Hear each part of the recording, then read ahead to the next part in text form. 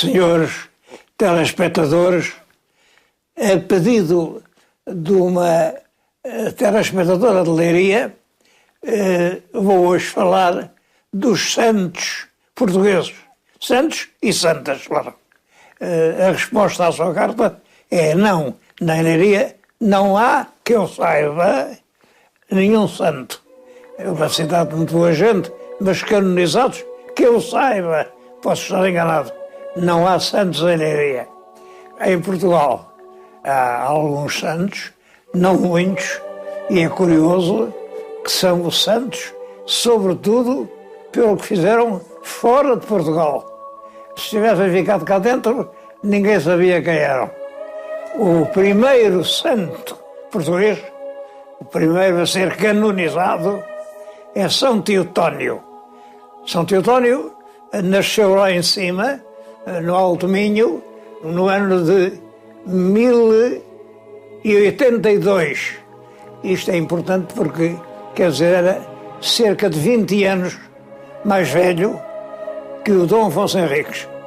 Ele foi confessor da Condessa Dona Teresa, era um homem muito ligado ao poder e foi depois o conselheiro, hoje diríamos que era o ministro dos Assuntos Culturais do Dom Afonso Henriques. Isto é extremamente importante porque é ele quem vem fundar Santa Cruz de Coimbra. Isto numa altura em que Coimbra ficava na fronteira com os mouros. O Dom Afonso Henriques quis fazê-lo bispo de Viseu. Ele não aceitou. Era modesto, era bondoso. Em Coimbra havia a ideia de que ele era santo. De facto, passados alguns anos, foi canonizado. Tem um papel muito importante na história de Portugal, porque Santa Cruz de Coimbra é a avó da Universidade de Coimbra. A Universidade foi para Coimbra por estar lá Santa Cruz. Deviam ficar ligadas uma à outra, mas um conflito espreitado entre Santa Cruz e a Universidade levou a ficarem separadas e a partir daí foi cortado tudo quanto era de Santa Cruz. Os dinheiros foram dados ao reitor da Universidade e Santa Cruz entrou numa decadência que ainda hoje é visível. Em todo caso, quem quiser ir a Coimbra e perceber as origens de Portugal tem que ir a Santa Cruz. Lá está o nosso Dom Afonso Henriques. Lá está o filho dele, o nosso São Seixas I, em belos túmulos, já do Renascimento, claro, mas era a cidade que eles elegeram como capital portuguesa. E isso deve-se muito a estar lá, Santa Cruz de Coimbra.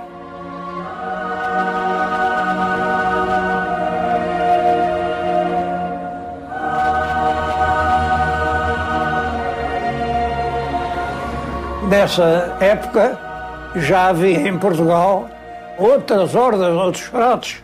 Havia os beneditinos, vêm do século VI, ou o São Bento de Núrcia. Isso é curioso.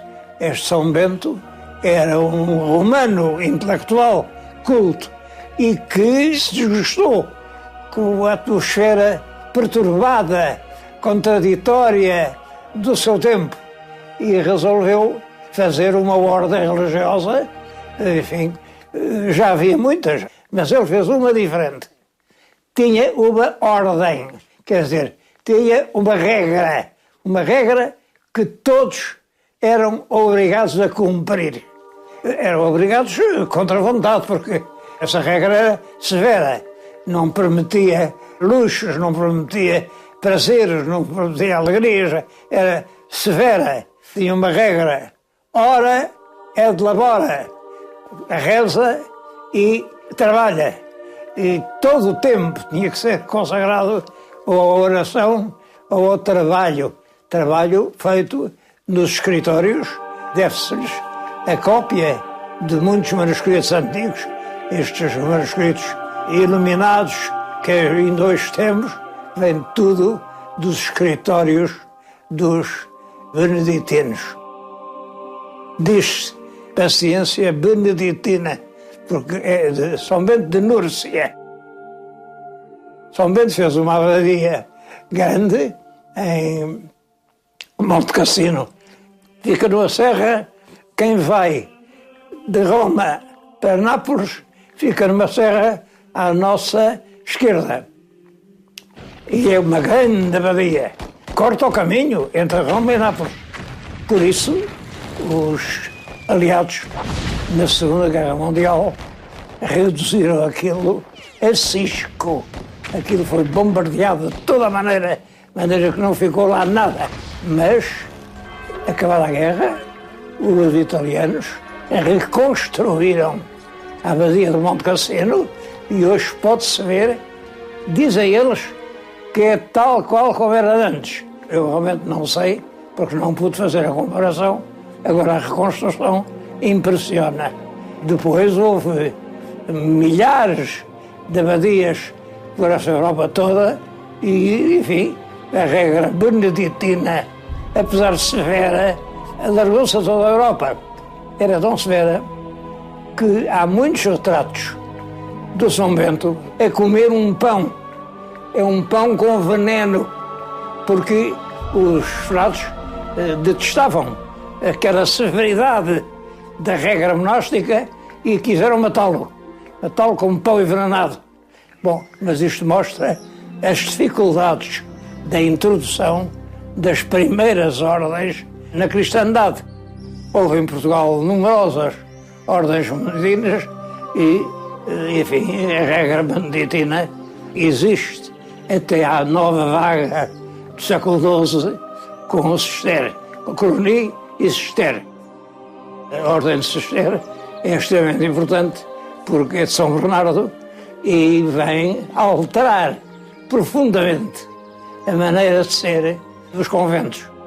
Os conventos cistercienses, há agora uma regra, a independência, porque os antigos conventos estão agora sob a proteção dos fidalgos que, a pretexto de os protegerem, de os ajudarem, lhes ficavam o melhor das rendas.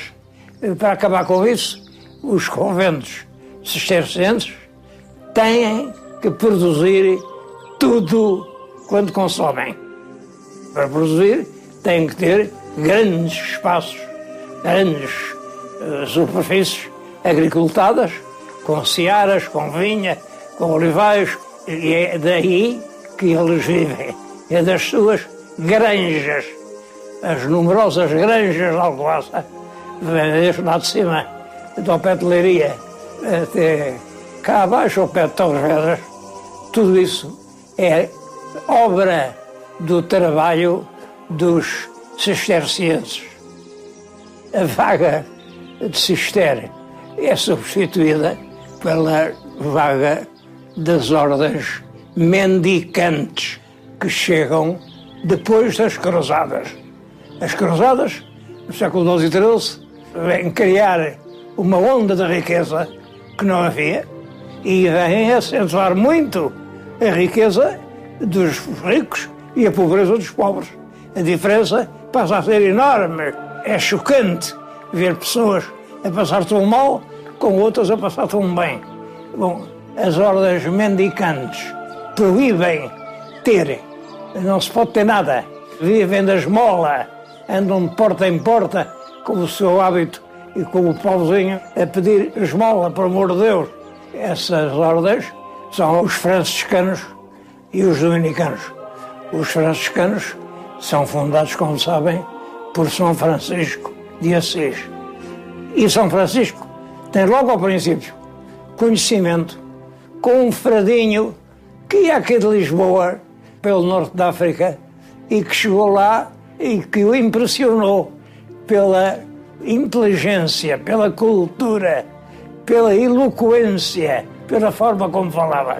Era Santo António de Lisboa. São Francisco impressiona-se com o Santo António, até por uma razão. O Santo António era teólogo. O Santo António estudou em Santa Cruz de Coimbra. O Santo António tinha passado depois para os franciscanos mas tinha-se formado, era cônego regrante Santa Cruz de Coimbra, e sabia latim, e por isso o São Francisco confia-lhe o trabalho de pregar aos outros frades que não eram teólogos, não tinham estudado, e ele, durante anos, faz uma pregação que emocionou toda a ordem. Ao fim de 4 ou 5 anos, morreu esgotado, não podia trabalhar mais, mas foi logo no ano a seguir canonizado pelo Papa como o grande santo franciscano. Pela mesma época, entram em Portugal os dominicanos, frades de São Domingos. São a ordem dos pregadores, ao contrário dos franciscanos, que são mais contemplativos. Os dominicanos são pregadores, pregam para convencer contra as heresias, contra os erros doutrinários que, na opinião deles, estavam a deteriorar a pureza da cristandade. Em Portugal, quem os introduz é o São Fragil de Santarém. Eu já aqui contei há tempos a lenda muito bonita do São Fragil de Santarém e não vou repetir. Santo desta época é São João de Deus. O nome dele era João Cidade, um alentejano de origens muito humildes. Ele era pastor, era soldado. Um dia, numa igreja, ouviu um sermão que o impressionou muito. Impressionou-o tanto que chegou cá fora, tirou a roupa, rasgou a carne com pedras aguçadas e gritava, pedindo perdão a todos pelos seus pecados. Era um espetáculo chocante, parecia um louco. E as autoridades assim entenderam. Este homem está doido. Então pegaram ele e levaram-no para a cadeia. E ele passou lá anos. E durante anos ele pôde ver que os criminosos eram tratados exatamente como os dementes. Considerava-se a demência uma forma de crime. Isto era uma injustiça imensa. Quando saiu, uns anos depois, reuniu um grupo de amigos dedicados para fazerem uma associação de proteção aos doentes mentais, aos doentes incuráveis, aos leprosos, aos doentes que não tinham esperança nenhuma. É a ordem dos hospitaleiros. Dos hospitaleiros de São João de Deus. Ele mudou o nome de João Cidade para João de Deus. E nessa altura, já em Granada, em Espanha, ele percorre e cria vários núcleos desses. A ordem é reconhecida pela Igreja e ele torna-se realmente uma grande figura. Pode-se dizer que é ele quem introduz a ideia de que os dementes devem ser objeto de todo o carinho, toda a caridade e toda a ajuda humana.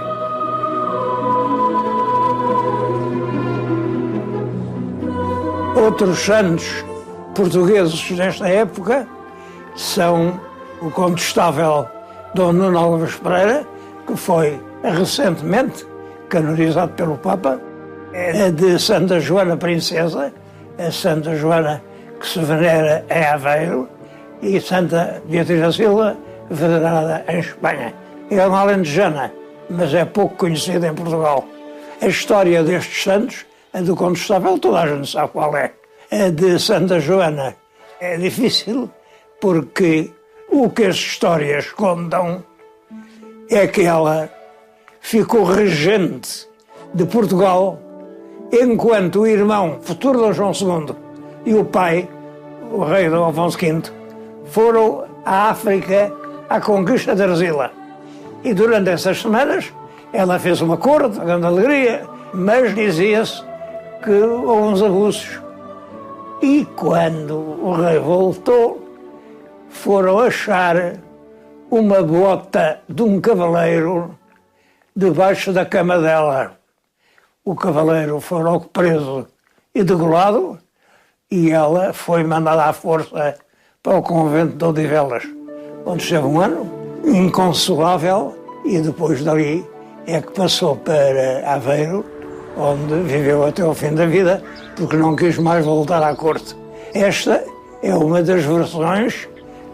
Também há quem diga que não, que ela era muito religiosa e que não quis estar em Lisboa. Bom, a verdade é que a crónica conta isto. Ela é vítima de um desgosto de amor, é cortada uma ligação na flor da vida e dedica-se inteiramente à causa religiosa. A história de Beatriz da Silva também é curiosa. Ela era uma rapariga, filha dos Menezes, mais alta nobreza portuguesa, e era lindíssima. Parece que era uma beleza perturbante. Foi para a Espanha a acompanhar uma princesa portuguesa que lá casou. A beleza dela impressionava os grandes fidalgos e parece que o próprio rei se deixou tocar por uma mulher tão bonita. Quem não gostou muito disso foi a rainha, naturalmente. Levou-a a uma dependência, meteu-a dentro de um baú de cabedal, fechou o baú a 7 chaves e disse: agora governa-te. E foi-se embora. Passaram dias, a família quis saber o que era feito a Beatriz da Silva. Não aparece. Exigiram que vê-la viva ou morta, e a rainha disse: querem vê-la viva ou morta? Então venham, eu vou mostrá-la. Foi e abriu o baú, e quando esperava ver um cadáver, saiu de lá a linda Beatriz da Silva a dar graças a Deus por estar viva. A partir daí, jurou que nunca mais faria pecados, fundou uma ordem religiosa e dedicou-se inteiramente à devoção religiosa e à ordem da Senhora da Conceição. Ficou em Espanha, viveu lá sempre, sem voltar a Portugal.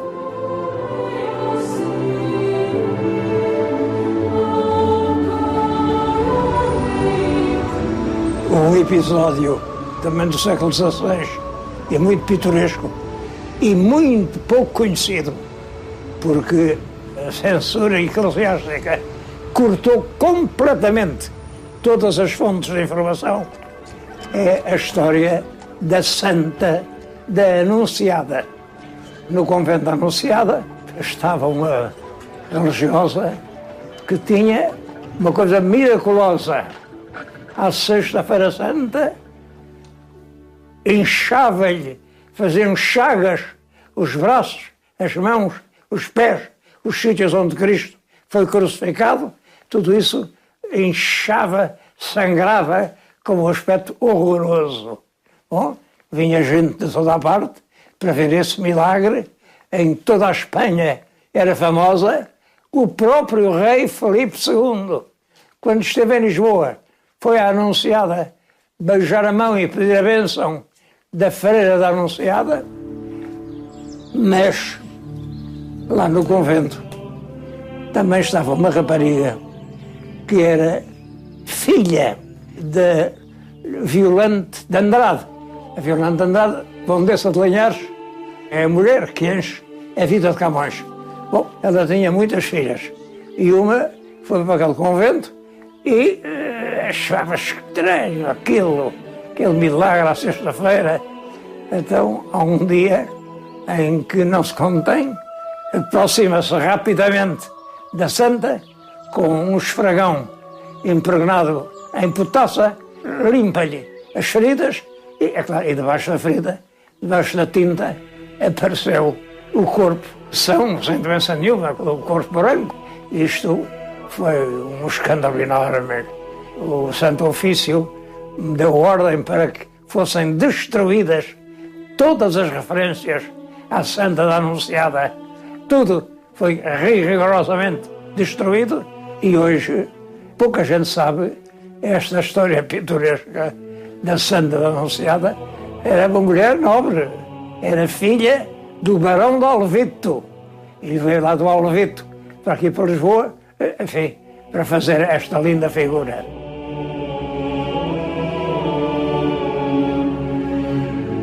Uma outra ordem do século XVI que tem grande importância na história nacional é a Companhia de Jesus.